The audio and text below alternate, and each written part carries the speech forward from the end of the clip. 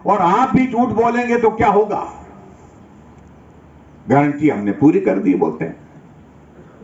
मैंने कहा नहीं, अभी कसर है, लोगों को रह गई है गारंटी तारी करनी पूरी होगी। गारंटी तो तुम्हारी पूरी होनी है। गोबर भी खरीद लिया बोलते हैं हमने। अभी राज्यपाल का अभिभाषण था, उसमें जिक्र किया है 100 कितने ये जो बिजली का 300 यूनिट बिजली के 125 दिए थे हमने फ्री, वो भी बंद कर दिए।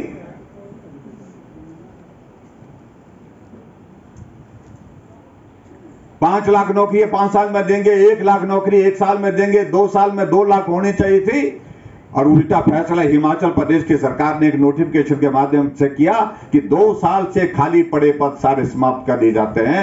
1.5 लाख से ज्यादा पद एक नोटिफिकेशन के साथ समाप्त कर दिए गए।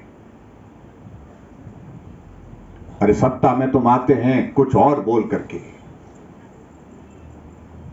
और जब सत्ता तुम्हारे हाथ में आ जाती है तो तुम किस प्रकार से झूठ बोल करके, गुमराह करके जो लोगों को ठगने की कोशिश कर रहे हैं। आज तक के इतिहास का हिमाचल प्रदेश का ऐसा दौर कभी नहीं देखा हमने, जब कर्मचारियों को सैलरी नहीं मिल पा रही है, पेंशनर्स को पेंशन नहीं मिल पा रही है। 10,000 से आउटसोर्स कर्मचारी घर बिठा दिए। जो आउटसोर्स में लगे हुए हैं उनको 1-1 साल से 10-10 महीने से सैलरी नहीं मिल पा रही है। ये परिस्थिति बहुत अलग तरह की है। और कांग्रेस के नेताओं ने खुलेआम कह दिया अब काम के लिए मत आओ बोलते हैं। और कई जगह तो मुख्यमंत्री जी इस बात को कहते हैं कि जयराम ने काम में कोई कसर थोड़ी छोड़ी थी। हिमाचल प्रदेश में जो डेवलपमेंट के काम हिमाचल प्रदेश में उस वक्त हुए हैं, आने वाले उस दौर में संभव नहीं हो पाएगा। मैं कह सकता हूं, दावे के साथ कह सकता हूं, कोई भी मुख्यमंत्री बनेगा हिमाचल प्रदेश का रफ्तार जो विकास की भाजपा के कार्यकाल में रही है हिमाचल प्रदेश में, वो दौर आने वाले समय में दुर्लभ ही होगा देखने को, जहां हर क्षेत्र में काम हो रहा था।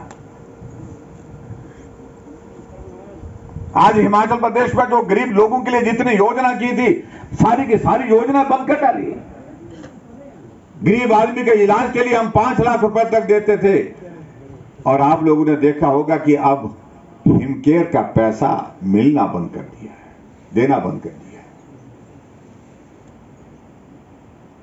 बिलासपुर की एक बेटी का पिता हॉस्पिटल में एडमिट थे, कैंसर के पेशेंट थे, और डॉक्टर ने कहा कि इंजेक्शन लगेगा। इंजेक्शन हमारे पास नहीं है क्योंकि हिमकेयर के तहत सरकार पैसा नहीं दे रही है, इसलिए ये बाजार से खरीद के लाना पड़ेगा।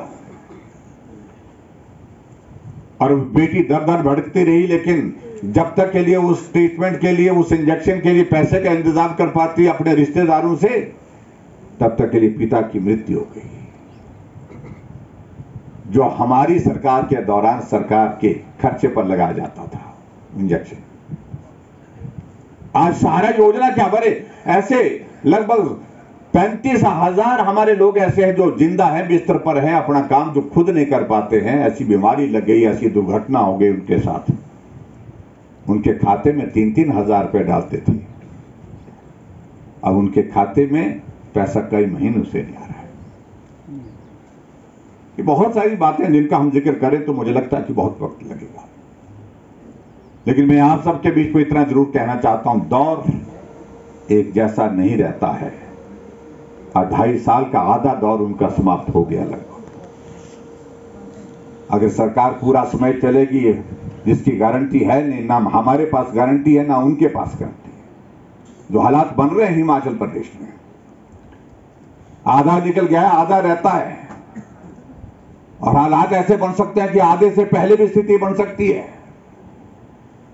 इसलिए भारतीय जनता पार्टी ने तय किया है कि अब जनहित के मुद्दों को लेकर के हम कमरों के अंदर बात नहीं करेंगे, विधानसभा के अंदर ही नहीं बाहर भी बात करेंगे। 27 मार्च को हिमाचल प्रदेश में विधानसभा के बाहर प्रदर्शन करने का हमने फैसला लिया है। किस वजह से फैसला लिया? इस वजह से फैसला लिया कि पूरे प्रदेश के लोग कहते हैं कि आप संघर्ष करने के लिए जमीन पर चलना शुरू करिए, हम आपके साथ सड़कों पर उतरना शुरू करिए, हम आपके साथ खड़े होकर के कंधे से कंधा मिला करके आपको सहयोग देंगे। आज नौजवान कह रहा है कि हमारा भविष्य तबाह कर दिया। आज बुजुर्ग लोग, हम लोग चिंतित हैं, हम सब लोग परेशान हैं इस बात के लिए। जिस नौजवान को सिर्फ एक चीज की चिंता होती थी, उसके भविष्य के लिए नौकरी का इंतजाम करना, आज चिंता यह हो गई कि उस नौजवान को इस नशे के दौर से कैसे हम रोक सके, कैसे उसको बचा सके। आज चिंता का विषय हमारे लिए यह बन गया है। हर रोज कहीं ना कहीं घटना होती है कि ओवरडोज के कारण, नशे के चिट्टे के ओवरडोज के कारण आज नौजवान यहां मरा हुआ मिला, आज नौजवान वहां पर मरा हुआ मिला। ये हालात इस देवभूमि हिमाचल प्रदेश में कभी नहीं सोचे थे, लेकिन हालात हमारे सामने हैं। और आज आप देख रहे हैं, कानून व्यवस्था की हालत देख रहे हैं।